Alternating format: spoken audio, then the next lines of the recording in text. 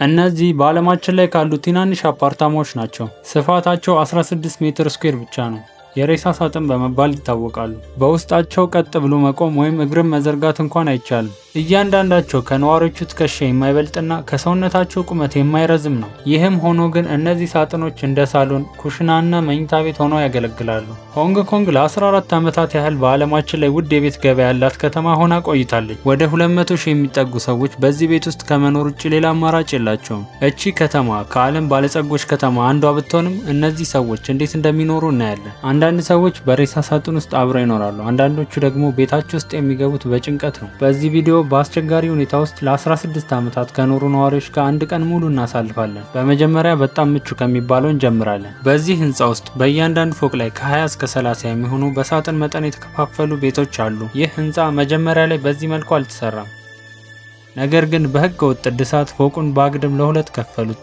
ተጨማሪ ሰዎችን ለማምጣት ሲሉ ሌላ ድልድይ ጨመሩ። የጣሪያው ከፍታ በጣም ዝቅተኛ የሆነው ለዚህ ነው። ተመልከቱ፣ አንድ ፎቅ ለሁለት ከፍለውት 2 ደረጃ ሰርተዋል። ይህ የኮኮ ቤት ነው። እዚህ ብቻዋን ለ10 ዓመታት ኖራለች። ደግነቱ መስኮት አለኝ። ብዙውን ጊዜ የሬሳ ሳጥን ቤቶች መስኮት የላቸውም። ፍሪጅና ቲቪ ብቻ ነው። ቦታው ጠባብ ስለሆነ ብዙ ነገር መያዝ አይችልም። በሩዝ ማብሰያ ውስጥ በረሮ ይሞታ ይመስላል። በዚህ ክፍል ውስጥ 3 ሰዎች ሲሞቱ አይቻለሁ። ፎቅ ላይ ያሉት በራቸውን ሲዘጉት መቼ እንደሞቱ ለማወቅ ትንሽ አስቸጋሪ ነው። መሽተት ሲጀምር ፖሊስ እንጠራለን። የኤሌክትሪክ መጠኑ በጣም ከፍተኛ ስለሆነ በቀላሉ እሳት ሊነሳ ይችላል። አሁን የምንጎበኘው የሬሳ ሳጥን ቤት ከእስር ቤት የባሰ ስሜት ይፈጥራል። ነገር ግን በመጀመሪያ ግድግዳዎቹን እንክፈት። እንደ ሰርዲን የታጨቁ በደርዘን የሚቆጠሩ ሰዎች ይታያሉ። 800 ካሬ የሆነ አፓርታማ በ30 የሬሳ ሳጥን መጠን ያላቸው ክፍሎች ተከፋፍሏል። እነዚህ ቤቶች ንጹህ አየር ወይም የፀሐይ ብርሃን እንኳን የሚያስገቡ መስኮት የላቸውም። በእያንዳንዱ ጠባብ ክፍል ውስጥ ደግሞ ከድብርትና ከጭንቀት ጋር የሚታገል ሰው አለ። እዚህ 26 ሰዎች ይኖራሉ። ሽታውም በጣም ከባድ ነው።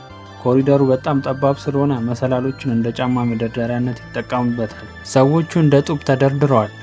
ሰላም ሰላም ሰላም። እዚህ መኖር ከጀመርሽ ምን ያህል ጊዜ ሆነሽ? 6 ዓመት ገደማ። ኦ፣ እዚህ ሌላ ሰው አለ። አብራችሁ ነው የምትኖሩት? አዎ።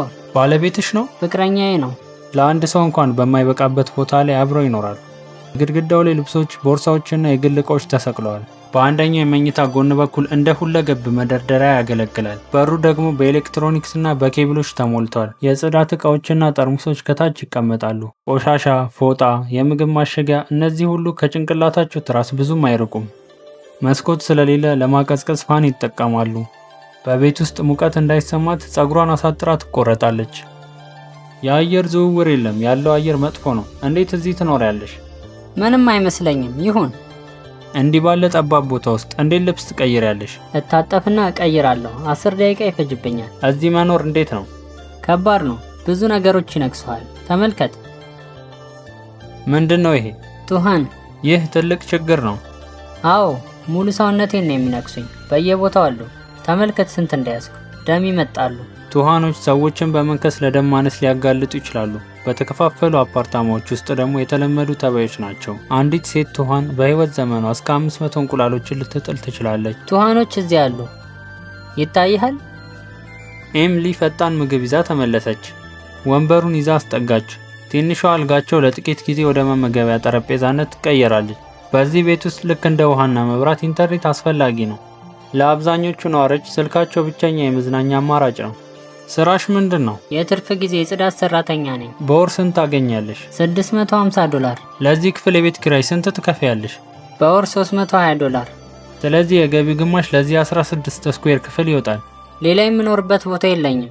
ታችኛው ቤት ውስጥ የሚኖሩት ሰዎች ይህንን ቦታ ለዕቃ ማስቀመጫነት ስለሚጠቀሙት እድለኞች ናቸው።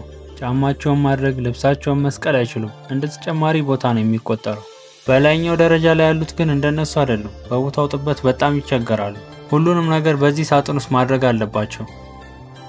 አሁን በላይኛው ደረጃ ላይ ያሉትን ክፍሎች በሌላ አፓርታማ ውስጥ እንጎበኛለን። እነዚህ ክፍሎች በውስጣቸው ፋን እንኳን ለማስቀመጥ የሚሆን ቦታ የላቸውም። ስለዚህ ኮሪደሩ ላይ ቁጭ ይላሉ። የቤት ኪራዩን ለመቻል አንዳንድ ነዋሪዎች በከባድ ሰዓታት ውስጥ አስቸጋሪ ስራዎችን ለመስራት ይገደዳሉ። ፍራንኪ ቻው ከምሽቱ 3 ሰዓት ጀምሮ ይሰራል። ጠዋት 11 ሰዓት ላይ ወደ ቤቱ ይመለሳል። ስራህ ምንድን ነው? የብረት ስራ። በወር ስንት ታገኛለህ? $1250። እዚህ መኖር ምን ይመስላል? በእርግጥ ጥሩ አይደለም፣ ጠባብ ነው፣ በጣም ጠባብ ነው። የኔ ክፍል በጣም ቀላል ነው። ቲቪ፣ አልጋ፣ መሰረታዊ የዕለት ተዕለት እቃዎች፣ ብርድ ልብስና ትራስ፣ ሌላ ምንም የለም። ከ10 ዓመት በኋላ ራስህን የት ታገኘዋለህ? እስከዛ ሞታለሁ።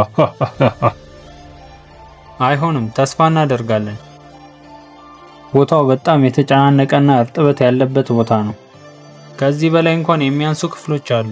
አሁን በቤት ውስጥ ለሰውነቱ ሊበቃ የማይችል ሰው ለመጎብኘት እየሄድን ነው። እንዲህ መኖር ምን ያህል ከባድ እንደሚሆን እንኳን መገመት አልችልም። ነገር ግን ወደዚያ ከመሄዳችን በፊት የተቀረውን አፓርታማ ስናይ ኩሽና እንደሌለው ተረዳን። ውጭ ለመመገብ አቅም የሌላቸው ምግባቸውን በቆሻሻ መጸዳጃ ቤት ውስጥ ለማዘጋጀት ይገደዳሉ። ምግቡን ከመጸዳጃ አጠገብ እያዘጋጀ ነው። ኩሽና ስለሌላቸው ምግባቸውን እዚህ ማዘጋጀት አለባቸው። ይህ ቦታ መታጠቢያቸውም ጭምር ነው። ልብሳቸውን እንኳን ክዳን በሌለው መጸዳጃ ቤት ላይ ይሰቅላሉ። በዚህ ከተማ ውስጥ በግምት 7.5 ሚሊዮን ሰዎች ይኖራሉ። ሆንግ ኮንግን ከላይ ሆናችሁ ስትመለከቷት እንደ ሸንበቆ ከጫካ ውስጥ የበቀለች ግዙፍ ከተማ ትመስላለች። በደሴቱ ላይ ሊገነቡ የሚችሉ መሬቶች በጣም ውስን ናቸው። ከተማዋ አቅሟ ተሟጧል። አሁን ወደ አፓርታማው እንመለስ። ይህ አፓርታማ በቀጥታ ወደ መጸዳጃ ቤት ነው የሚከፈተው። ከግድግዳው ላይ ፍሳሽ ይንጠባጠባል። ጆንን እናገኝ። ቤቱ ስለማይበቃው በሩ ክፍት ነበር። የግራ ትከሻው ከሳጥኑ ወጣ ብሏል። እሱ ትልቅ ሰው ነው። እንዲህ ባለ ጠባብ ቦታ መኖር በጣም ከባድ ነው። ህይወት እንዴት ነው? ዙሪያውን ተመልከት። ምን ተሰማ? ቤተሰብ አለ? ነበረኝ። ባለቤቴ በቁማር ምክንያት ጥላኝ ሄደች። አሁን አንገናኝም። በፈረስ ውድድር ላይ ጥቂት ብቻ ነው የሚመደበው። በቁማር ራሴን አጠፋው። እንዴት ነው የምትተዳደረው? የመንግስት እርዳታ አገኛለሁ። ለመንቀሳቀስ የማያስችል ቦታ ሳይኖር መኖር ሰውነትን ቀስ በቀስ ያዳክማል። ቀኑን ሙሉ ምን ታደርጋለህ? ምንም የማደርገው ነገር የለም። ዝም ብዬ ቲቪ እመለከታለሁ። ወዴትም ለመሄድ እፈራለሁ። እግሮቼ ዝለው መሬት ላይ መውደቅ ይመስለኛል። ከ10 ዓመት በኋላ ራስህን የት ታገኘዋለህ? 10 ዓመት በኋላ ምናልባት መቃብር ውስጥ። አይሆንም፣ ተስፋ አድርግ። የዓለማችን ባለጸጋ በሚባል ቦታ ወደ 200,000 የሚጠጉ ሰዎች በአሰቃቂ ሁኔታ ውስጥ ይኖራሉ። ከዚህ ቪዲዮ ምን ተማራችሁ? ሀሳባችሁን ኮሜንት ላይ ጻፉልኝ። ይህ ቪዲዮ ከወደዳችሁት ላይክ፣ ሼር፣ ሰብስክራይብ ማድረጋችሁን አትርሱ።